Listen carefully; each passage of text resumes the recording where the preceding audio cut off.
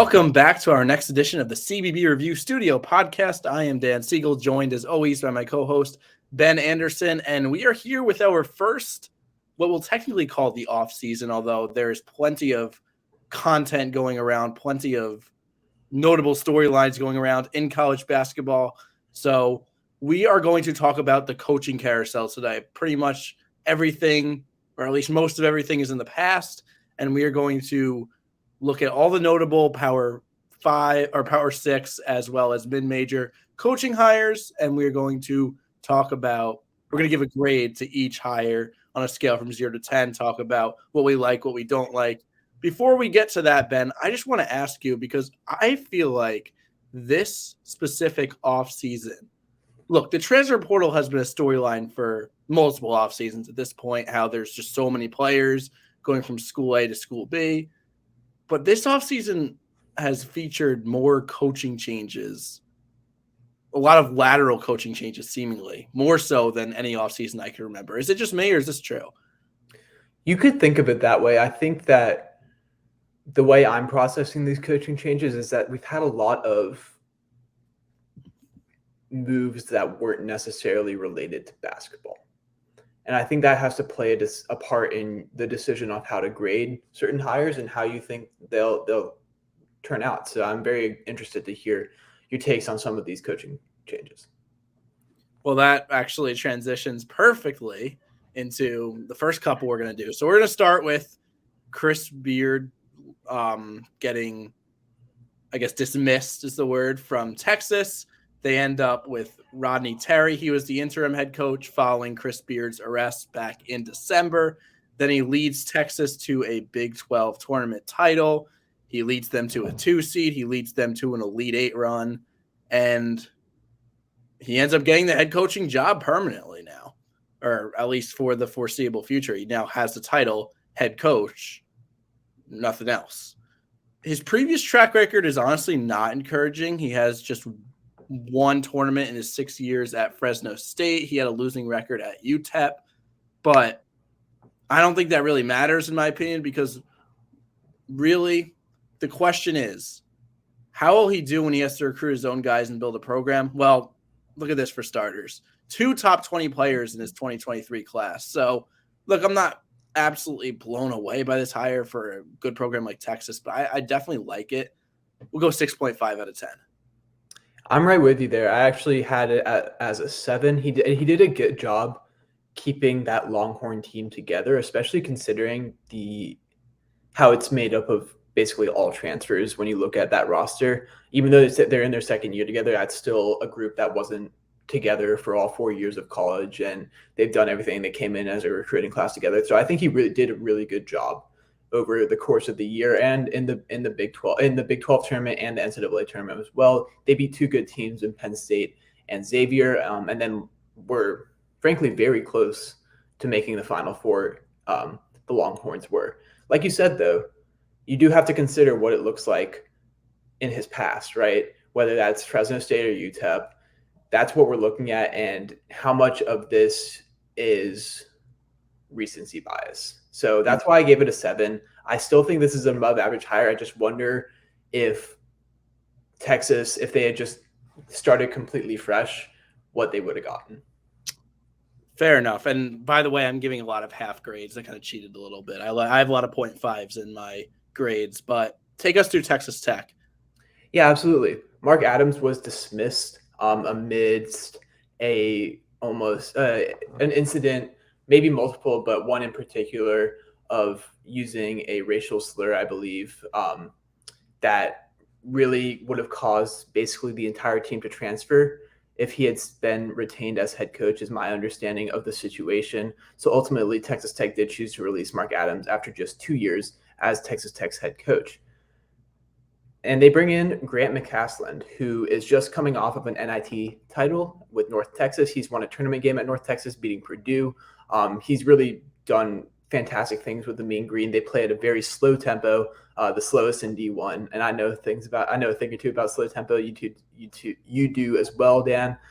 I think that it's going to be hard for him to recruit players that play that in a combination of playing that style and playing in Lubbock, Texas, which is in the middle of nowhere. That's something I'm a little bit concerned about with this hire. But you need to have something to hang your hat on if you are Texas Tech, especially in this new Big 12 that's fantastic basketball-wise. So I think this is overall a good hire. I'm giving it a 7. I think that this was the right hire. I don't know if it's going to blow anyone out of the park. I gave this one a 6. So I do like the defensive reputation that he's going to bring, actually. I think that you look back at Texas Tech in their recent past and the success they had with Chris Beard, and that one year they made that big run all the way to the national championship. It was mostly because of their defense. I think bringing back that defensive reputation will be great. And McCasland has done a pretty solid job at Texas Tech. Nothing that's going to earn him a top-tier power conference job, but Texas Tech, what would you consider, like mid-tier power conference job? Yeah, we'll call it that. Okay. And in that case, I'll give it a 6 out of 10. They did get that tournament win at North Texas, McCasland, that is, back in 2021, NIT champs in 2023. I agree with you. It's the right hire. It's not going to be in my list of the top ones, but certainly the right one. All right, let's move on to the only head coaching change in the SEC. Chris Beard replacing Kermit Davis at Ole Miss. Dan, what do you think about this one? Yeah, so it was clear Davis wasn't getting it done. He was fired after 5 years. This is a home run hire from a pure basketball perspective, and that's what we're talking about today. Purely basketball, what is going to lead to a lot of wins and few losses. For Ole Miss to get Chris Beard, that is awesome for Ole Miss. He's basically had consistent success anywhere he's been. They've been a tournament team more often than not, at especially Texas Tech. And Ole Miss, in contrast, has been to the tournament just one time in the last 9 years. They have not won a tournament game since 2015. I'm giving this a 9 out of 10. So I agree with you. And we're talking about this again from purely a basketball perspective. I am giving it an 8 instead. And the only reason I'm doing so is because Chris Beard has been known to jump around jobs, right? So if you're looking for a program builder at Ole Miss, which is what I think you need to have if you want a consistently successful program here, I'm not sure Chris Beard is going to want to stick around in Oxford unless he doesn't get that opportunity back at the highest level of college hoops with the biggest programs there. So for that reason, I'm giving him an 8 out of 10. This is the best basketball coach Ole Miss could have hired. Mm-hmm. Agreed. All right. What do you think of Cal? This is interesting. Mark Madsen coming over from Utah Valley. He went to Stanford and is now coaching at Cal. And I think the biggest loser here is not Utah Valley, but actually Stanford, for the fact that they didn't fire Jared Haas and pick up Mark Madsen, because I think this was a no-brainer. I was shocked that Haas came back. To be honest, I think this is a good hire for Cal. Arguably the toughest job in the Power 5. I don't know if it is, but it's up there. They don't really have that much support, and Madsen's actually done some good stuff already through his time. It's been a week or so, max, right? He brought in Fardaws Imac. He played at Utah Valley and also played at Texas Tech before rejoining his coach in Berkeley, and then also brought in Jalen Cone from Northern Arizona, started his career at Virginia Tech. I think this is about, and this is what's hard about grading these coaching hires is this the best hire? Like, is this the best coach that got hired in the cycle? No. But is it the best coach that Cal could have hired? And in my opinion, that's yes. So that's why I'm going to give it an 8. 8. I gave it a 4.5. I really did not like this hire. I mean, look, Cal was a laughing stock this season. So the fact that they fired Mark Fox right there, that's 10 out of 10, because he just could not have been there any longer. They were just a disaster. But it just seems like a big jump. I feel like they could have done better, and I know they couldn't have done much better, but it's not a hire I'm really going to write home about. I know Cal's not an attractive program, but just look at Madsen. He first off, he doesn't have a lot of head coaching experience. He did a decent job at Utah Valley, but aside from just a few wins in the NIT this year, what have they really done? So I'm not sure how much I love this hire. I'm giving it 4.5. I think that's completely fair. It's again, I'm judging it based on what Cal is, not so much what Madsen is, and that's the difficult part about this is matching the two. But let's move on to our next set of coaches here. The old guard is over at Syracuse. Jim Boeheim is replaced by Adrian Autry. Dan, take us away.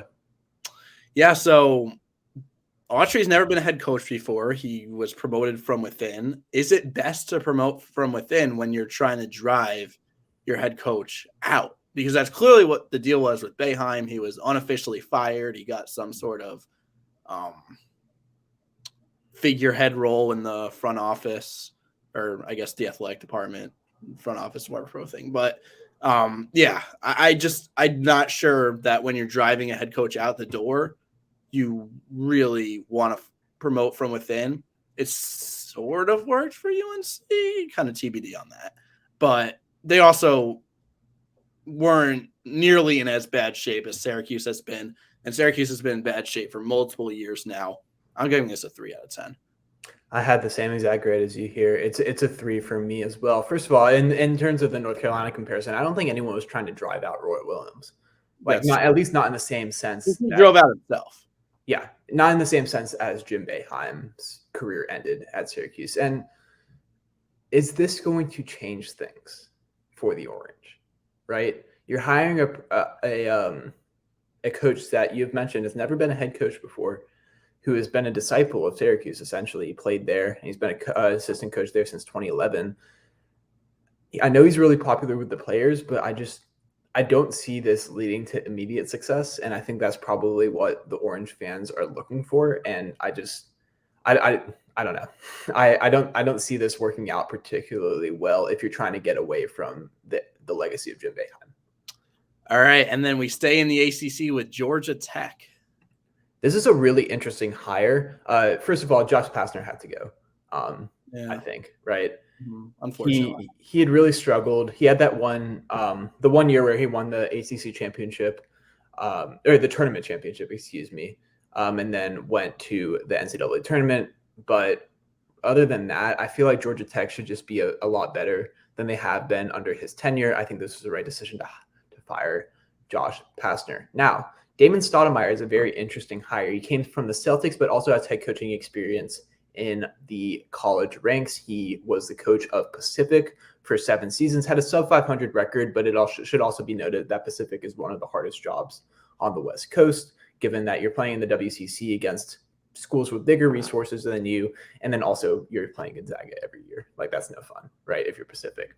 He didn't do super well there. He had a losing record, but he did have a couple of winning seasons there.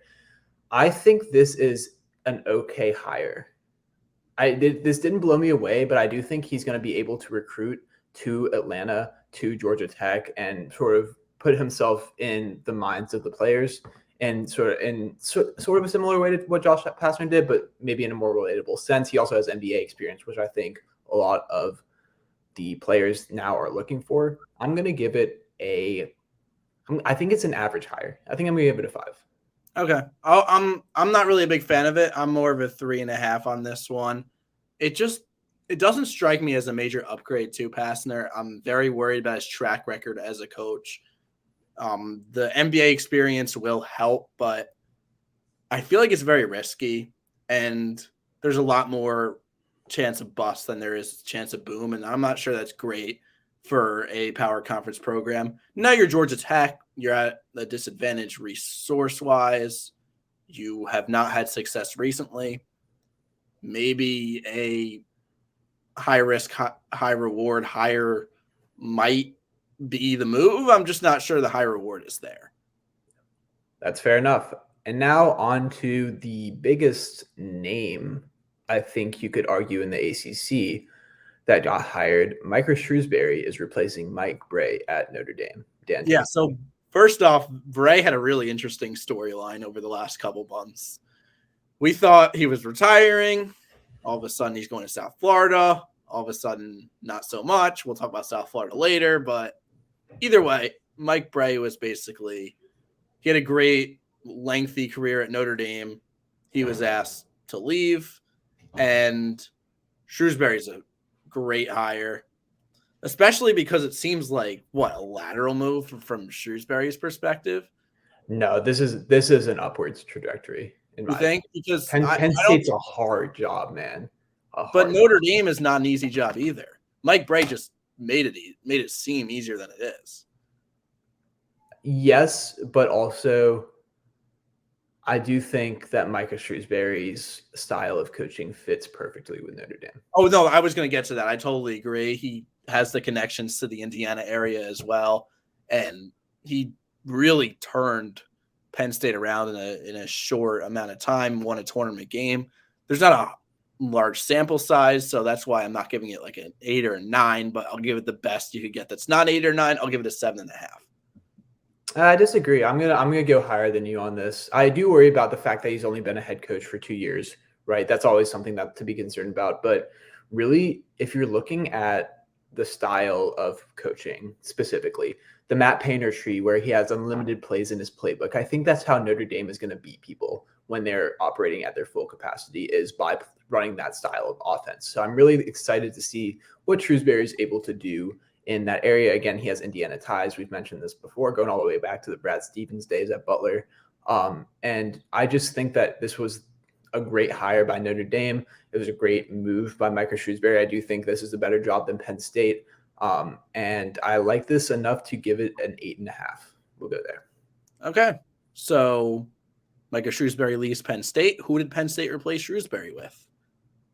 Mike Rhodes from VCU. Now, I'm interested. I have thoughts on this one. Okay. And I'm interested to hear yours as well. Because Mike Rhodes' tenure at VCU, it left me wanting more, I think. Just from a team success standpoint, I think we could have expected more, especially following Will Wade and Shaka Smart. And yet, he's from Pennsylvania, right? He has ties to the area. This was in the works basically once Micah Shrewsbury blew up, essentially. I mean, no one was expecting Shrewsbury to stay for beyond at least next year, right, at Penn State.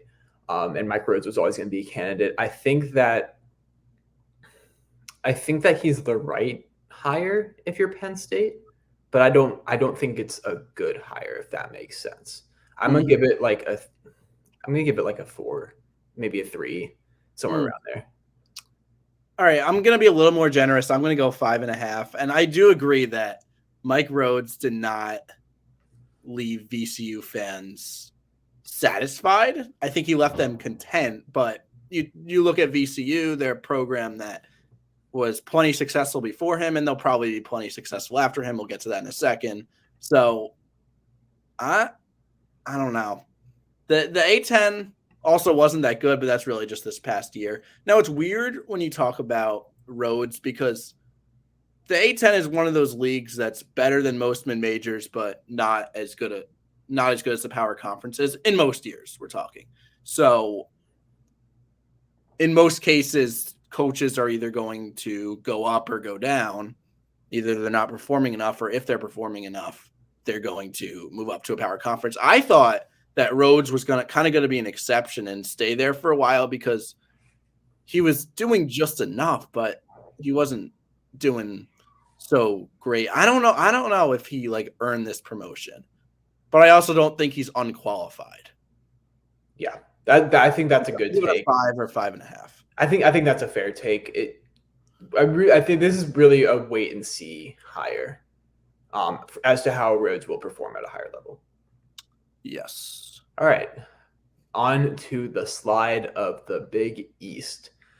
Take us through the Georgetown Hoyas coaching search, Dan. Well, Ewing's gone, so that's already just in itself, that statement already earns them a lot of points. But then they replace him with Ed Cooley, who that's just great for them. That's a 9 out of 10 in my opinion. They're able to still bring in a great coach from the same conference for what it's worth.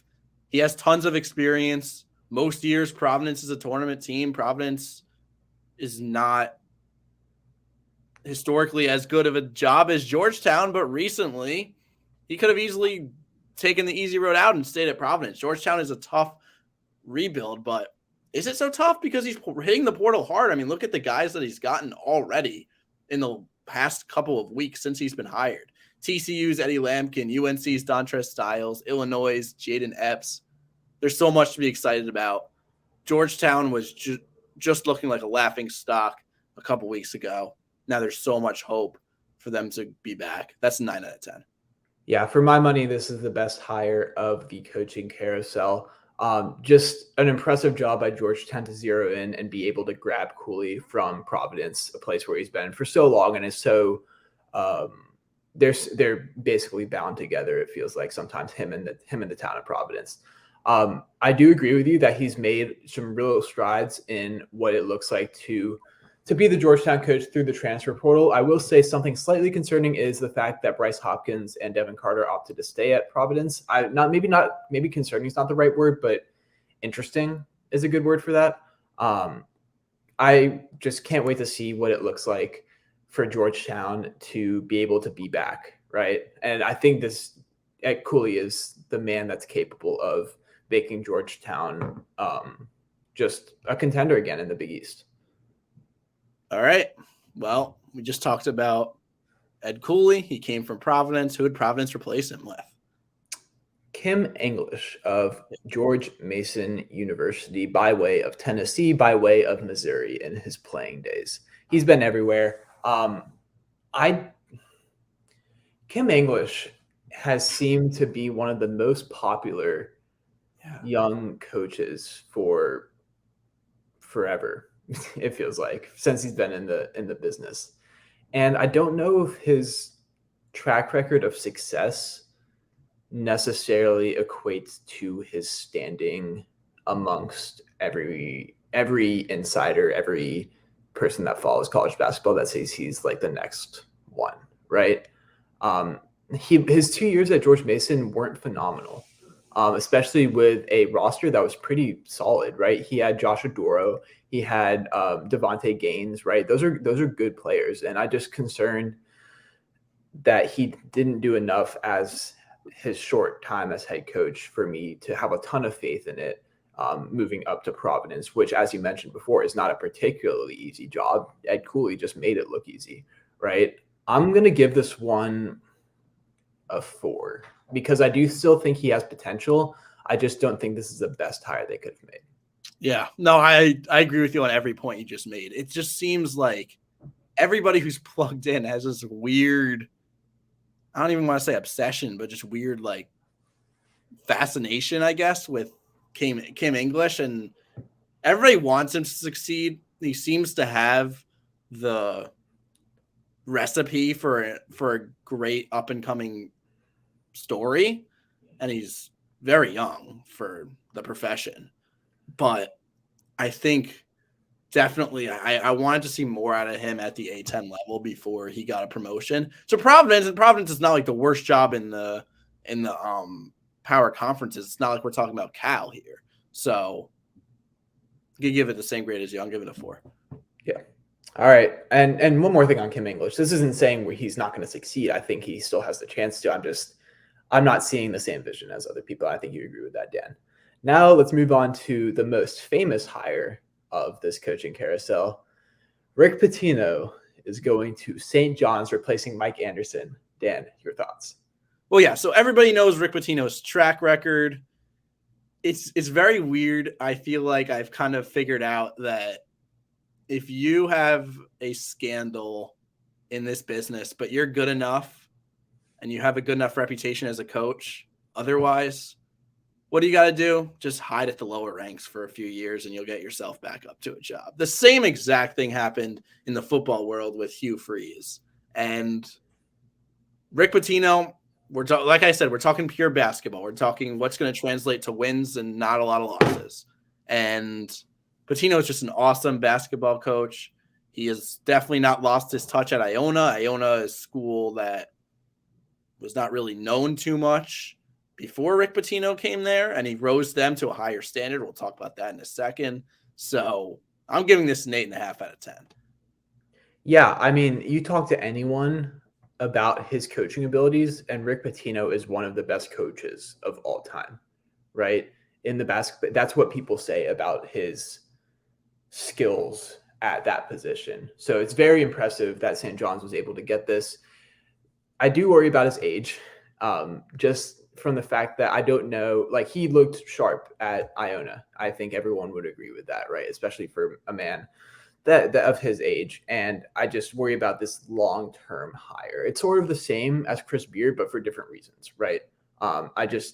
If you're looking for a long-term program builder, I'm not sure that Rick Pitino is necessarily the guy, but at the same time, this was the only hire that St. John's should have and could have made. So I give it an 8 out of 10. All right. So we're on similar pages there. And then again, so Rick Pitino leaves Iona and they replace him with the man, the myth, the legend, Tobin Anderson. Yeah. Could you imagine what anyone that knows Tobin Anderson must be thinking right now? Like personally, like if you knew him before, like when he was still at St. Thomas Aquinas, a D2 school, just to see this meteoric rise is just incredible.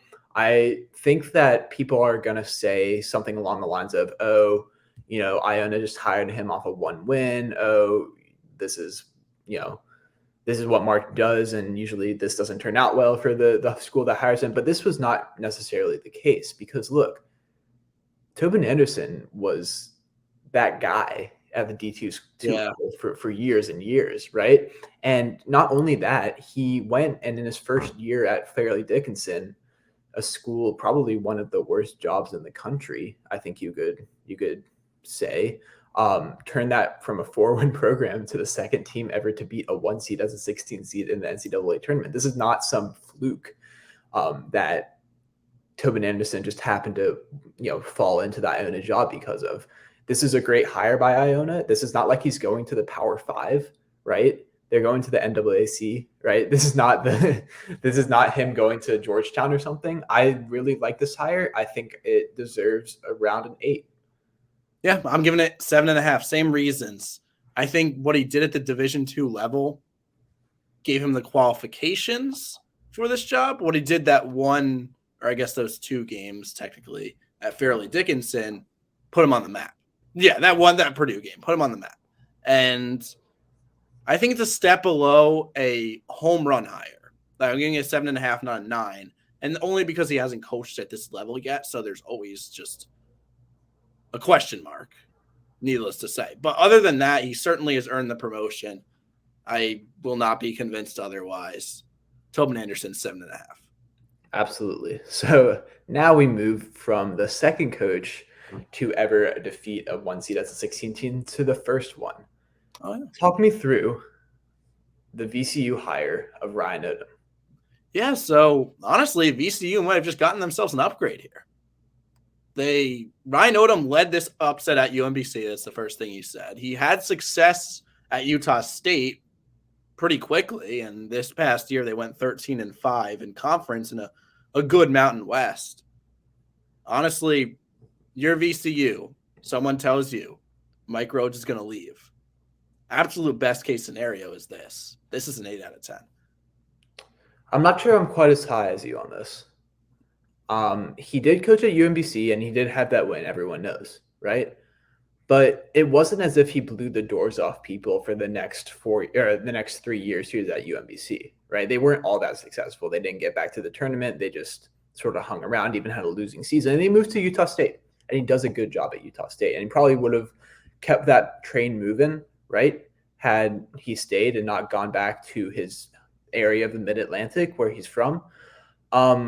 I think that I just haven't seen quite enough from Ryan Odom. That's the one thing I'm a little concerned about. He did look really good at Utah State in his 2 years. I'm just not quite as high on what we're looking at here. I'm still going to give it a 6. I still think it's an above average hire. It's just I'm a little nervous to see what this looks like in a different what it looks like because Utah State and VCU are completely different jobs, practically polar opposites. I think we can agree. I'm just interested to see what that transition will look like for him. Fair enough. So Wichita State, next job we're going to talk about here. Yeah, they fired Isaac Brown after he took the interim tag off. taken the interim tag off Isaac Brown. He lasted just 2 years, unfortunately, and then was fired after this year. Paul Mills of Oral Roberts replaces him as the head coach of the Shockers. And this is a really interesting hire because I don't think one coach is tied to one player as clearly as Paul Mills is tied to Max Abmas, right? We've never really seen him coach without his star right beside him. And I think that's a little bit unfair from the perspective that Oral Roberts was a really well-built team this year, and Paul Mills was the architect of that, right? Even though they lost to Duke, this was a better team than the one that went to the Sweet 16 and the one that beat Ohio State, right, in the first round. That's my opinion. I just don't know what it looks like after the Max Abmas deal. I still think it's a 4. I don't love the hire. Really? I don't love the hire. The more I think about it, the less I like it. I'm just worried to see what it looks like outside of this very specific circumstance. I like this hire. I think it's a 7, and I disagree that his success was clearly tied to his success was clearly tied to Max Abmas. I disagree on the sentiment that you attribute it to Max Abmas and don't attribute it to him. Because A, he built the team around him. B, he was able to keep his superstar player there and get the superstar player in the first place and develop him. So I'm not sure. Like he had vast success at Oral Roberts. I like Wichita State making the statement that, hey, we're a historically good program. We've been underperforming. You're gone, Isaac Brown. I like that. I'm going to give this a 7 out of 10. I think that's fair, and I could be wrong. This is the one I could be the most wrong on, in my opinion, right? But I just want to see it happen first. And then for our last coaching hire of this episode, we are going to go down to South Florida, where Brian Gregory was fired and replaced by Amir Abdur-Rahim of Kennesaw State. Dan, what do you think? This is quite the hire, in my opinion. So South Florida, really struggling program. They're in the AAC. That's a good conference. I don't think South Florida is a phenomenal job. Abdur-Rahim is coming off of a great season at Kennesaw State. They went 26-9. They made the tournament. The rebuild that he did at Kennesaw State is incredible. They started out 1-28 in his first year. I think that says enough because South Florida is another job that needs to be rebuilt. Not quite to the extent that I think they're going to start 1-28, but I'm giving this an 8.5. Yeah, I love this hire, man. This after Mike Bray fell apart, to rebound and bounce back with Amir Abdur-Rahim, I think is a really strong statement by the South Florida program. I think he has all the tools to succeed in that area. And you saw the energy he brought to the Kennesaw State program, right? Did you watch the Atlantic Sun Championship game where they were at home and the whole place was bouncing? Yeah. I think that can happen at South Florida as well. And I'm just really excited to see what he's able to do. He brought some of his players along with him, like Chris Youngblood. So he has some continuity there. Yeah, I really like this hire as well. I think I'm going to give it a 9 out of 10. After the Final Four teams happened this year, you cannot tell me that basketball is not a big deal in South Florida. I know actually USF is not really. It's in Tampa. It's so weird. Yeah, I hate it. I don't know why it's the case. The whole state, though. You can't tell me that. So, all right. Well, that will do it for today's episode of the CBB Review Studio Podcast. If you are listening on Spotify or Apple, be sure to subscribe. If you are watching on YouTube, be sure to leave us a like and also subscribe to our channel here at CBB Review. Everyone, thanks for watching. Thanks for listening, and take care.